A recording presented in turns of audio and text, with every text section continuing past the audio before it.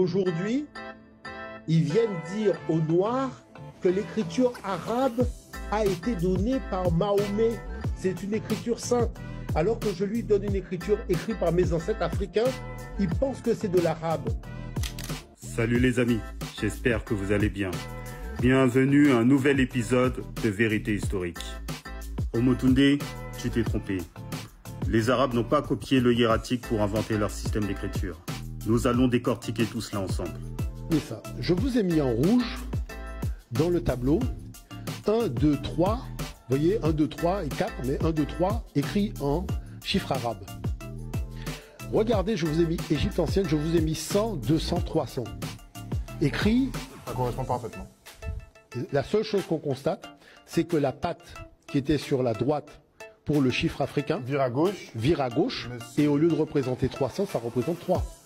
C'est exactement. Alors les amis, pour analyser tout cela, on va tout simplement s'appuyer sur les techniques qu'on utilise en linguistique.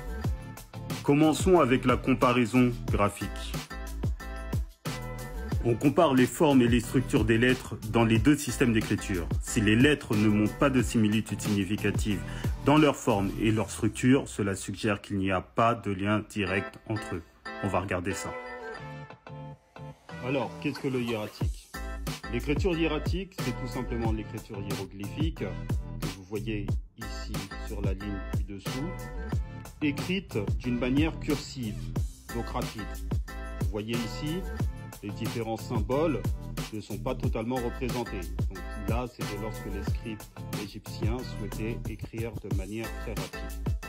D'accord? Donc, continuons.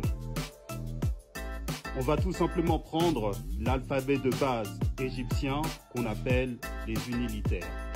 Ici, sur cette feuille, vous avez un unilitère représenté ici. La translittération, c'est le W. Se prononçons OU par rapport aux égyptologues. Ici, vous avez un autre unilitère, là,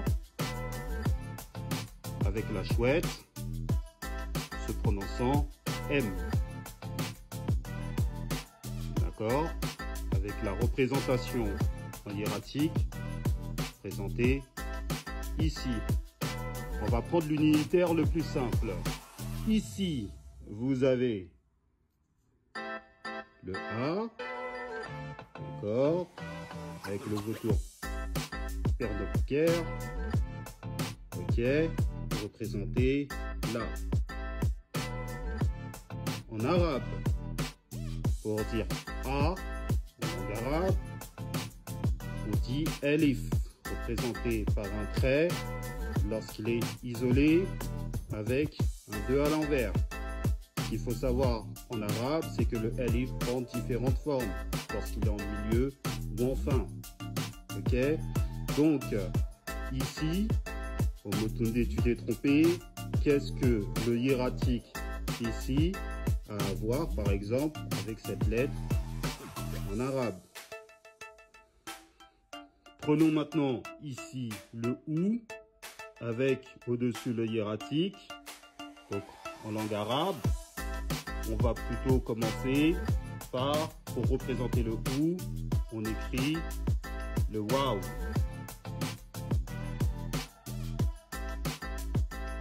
C'est ce mot-là qu'on va utiliser pour représenter le OU lorsqu'il n'y a pas de kasra. La kasra, c'est tout simplement un signe qu'on utilise au-dessus de la lettre pour prononcer la lettre OU. Omotunde, où est le rapport entre ce signe-là et ce signe-là? Omotunde, tu t'es trompé. Omotunde, tu t'es trompé. Deuxième partie. Passons à la deuxième technique de linguistique avec l'analyse phonétique. Donc, on compare les sons que chaque lettre représente dans les deux systèmes d'écriture. Si les valeurs phonétiques ne correspondent pas, cela suggère qu'il n'y a pas de lien direct. Alors, prenons ce signe-là, par exemple. Ok, en hiéroglyphe, qu'on va retrouver au-dessus en hiératique. Alors, lorsqu'on va dans le dictionnaire de Jean-François Champollion, on voit que ce signe qui est un militaire PR, donc c'est un caractère figuratif représentant le plan d'une maison ou d'une chambre, et exprime l'idée d'habitation ou demeure. Alors revenons sur notre document. Ici, nous avons donc le P et le R. Donc cette écriture s'appelle la translittération. D'accord? Ou encore l'alphabet consonantique. Pourquoi? Parce qu'il manque des voyelles. Donc ici, on peut prononcer soit père ou par. D'accord? Vous comprenez le principe. Donc les amis, savez-vous comment on dit maison en langue arabe? Très très simple. Et c'est un vocabulaire qui est souvent utilisé. On dit beyit. Donc ici, vous avez bien entendu le B. D'accord. Ici, vous avez le, on rajoute le yé avec les deux petits points. Et ensuite, le T. Donc, là, vous avez le B. La prononciation yé. D'accord. A, Y. OK. Et le T. Beyit. Donc on le voit bien ici au niveau de la correspondance phonétique. Hein. Omotunde, tu t'es trompé. Et aujourd'hui, ils viennent dire aux Noirs que l'écriture arabe a été donnée par Mahomet. C'est une écriture sainte. Alors que je lui donne une écriture écrite par mes ancêtres africains, ils pensent que c'est de l'arabe. Omotunde, tu t'es trompé. Troisième partie F1. Les Arabes n'ont pas inventé leur système d'écriture en copiant le hiératique ou le démotique. Salut les amis, j'espère que vous allez bien. Isambe Sambe, Aïd Mabrouk, à tous mes frères et à toutes mes sœurs en islam. Lors de la session précédente, nous avons vu l'analyse phonétique. Toujours en utilisant les techniques de linguistique, il existe d'autres méthodes, comme la méthode numéro 3, étude des systèmes d'écriture intermédiaire, ainsi que la méthode numéro 5, l'analyse lexicale. Mais pour des soucis de commodité et ainsi clôturer cette session, passons directement à l'analyse historique. Petit aparté, comme vous pouvez le voir sur l'arbre généalogique de l'invention de l'écriture, les Africains en sont bien les parents. Ce qui nous intéresse ici par rapport à notre étude étant la question suivante. Est-ce que les Arabes, lors de leur arrivée en Égypte en 639-640, ont inventé leur écriture en copiant le hiératique et le démotique? Retrouvons-nous donc des liens directs entre l'écriture arabe et l'écriture hiératique et démotique. Écoutons Omotunde. Bon, les Arabes sont venus en Afrique, puisqu'ils étaient en Égypte. D'accord? Mais la question, c'est... Au 8e siècle, ils sont arrivés en Europe. Et on vous dit qu'au 8e siècle, ils sont en train de faire des chiffres.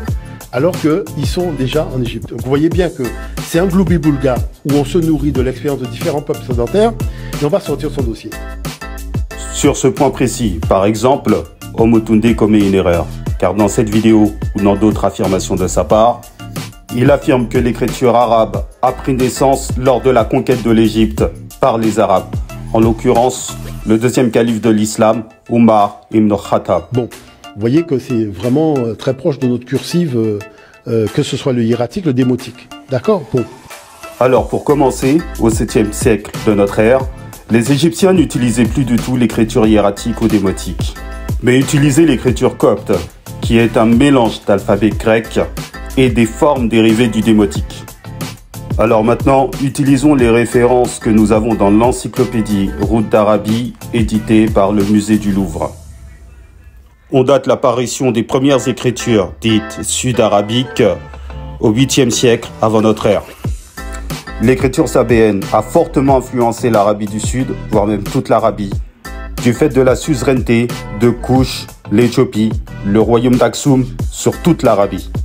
On ajoute ici que le sabaïque est la langue la plus ancienne et la plus prestigieuse de l'Arabie antique. De plus, le sabaïque a servi de modèle pour toutes les langues de l'Arabie méridionale. Et ce n'est pas tout.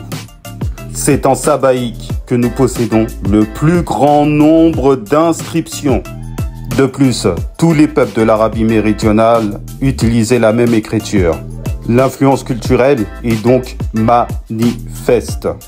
Les Sabéens étant des Noirs, je vous renvoie aux précédents épisodes de Vérité historique explicitant tout cela.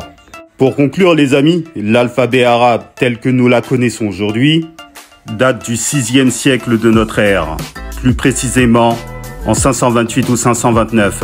Donc avant la naissance du prophète Mohammed sallallahu alayhi wa sallam, qui est né environ en 570 de notre ère. De plus, à Koufa, en 638, les Arabes avaient déjà leur écriture. Ici, nous pouvons voir une inscription historique laissée par Zouair en 645 de notre ère. Donc tu vois, Omotunde, tu t'es trompé.